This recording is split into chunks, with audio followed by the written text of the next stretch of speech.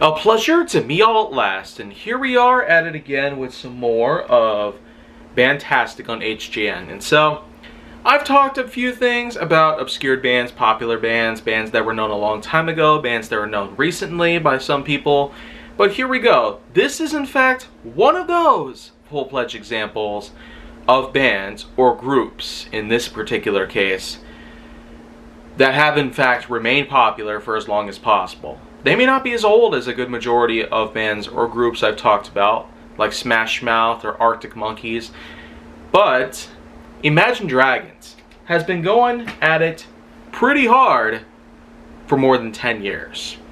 Yeah, as far back as their 2012 album Visions, it was an instant success, with some minor work pretty much being done before then.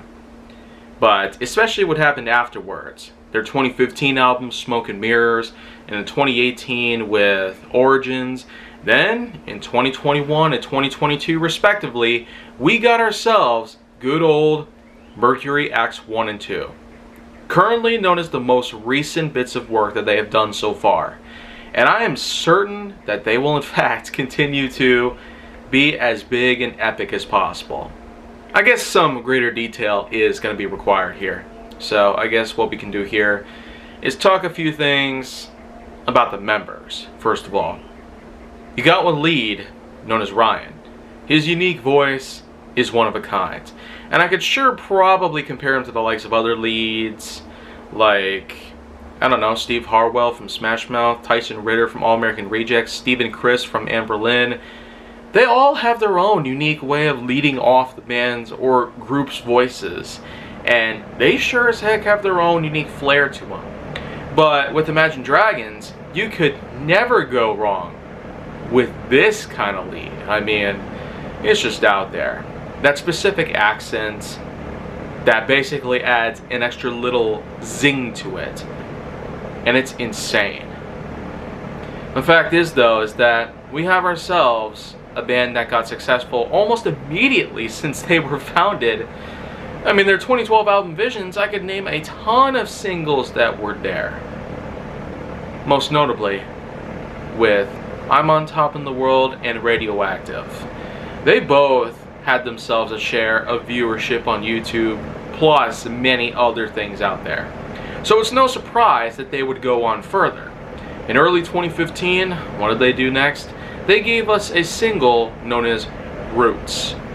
I consider that to be one of the best that they've done so far. I mean, there comes popular songs that are just flat out overrated and overplayed to the point where it gets annoying and repetitive. But then there comes Roots. One of those examples of a song that didn't seem worthy of being within an album, but yet it somehow got released into the wild, and I'm glad that it did, because there ain't no putting it back in the cage. And I know that for a fact.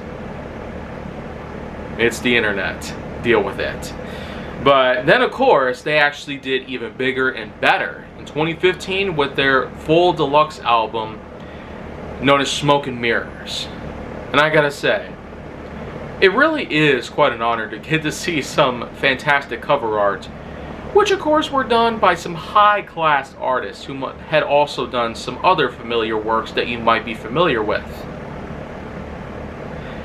But you know what though? It doesn't end there, because then of course we had Origins, complete with another popular single that also got big overnight, Natural. It also starred itself as its own single, with its own distinctive cover art, much like Roots. So, a single and a single, two unique cover arts, uniformed to look identically unique in their own way. But then of course, what do we get next? We get another epic masterpiece, pretty much. And then of course, we have ourselves Mercury Acts 1 and 2. Now, I'll be honest with you, I never did leave out Evolve. But that's because Evolve itself, if you thought that Radioactive was unbelievable, well, going into detail on the album Evolve in 2017 would probably be as difficult as getting out of bed while energetic on coffee. If that whole thing made sense to you, then well, let me tell you something that doesn't entirely make sense the way I see things. Mercury Acts 1 and 2 straight out gave us another complete new set of uniform singles to look out for. But right on the head there, as soon as Act 2 got released, what happened then? Well, a single that came out of that album known as Bones. Seriously. We've gone from Radioactive to Believer to Bones. Oh man. Now, it really just goes to show, like, where could they possibly go from here?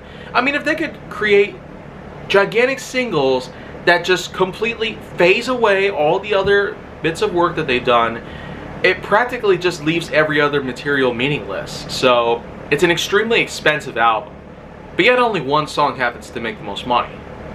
Why even have all the others there? Why even have such singles out there like Battle Cry, Monster, Who We Are, and Sharks? I mean, why even have all that if you're just gonna have one song shoot all the way to the top and never come back down? Is this really how it's supposed to work here?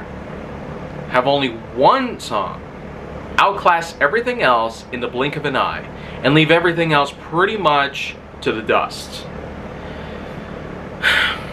Like I said, where could they possibly go from here? Are they gonna start doing singles from now on? Because that ideally would probably help make more money for them. If they're hoping to make $1 billion overnight with one single alone, then let it just be that, a single.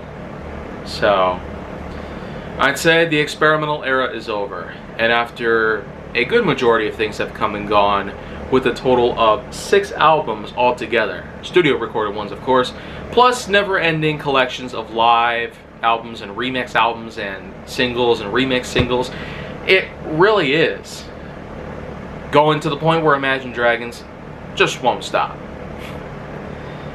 Oh man. All this started off with a song about radiation. I mean, I guess things are just meant to get better from there. I mean, they're practically at it like the MCU. Actually, no. That is absolutely unfair for even a short hint of a comparison. Gah! Oh, man. But I mean, it would make sense.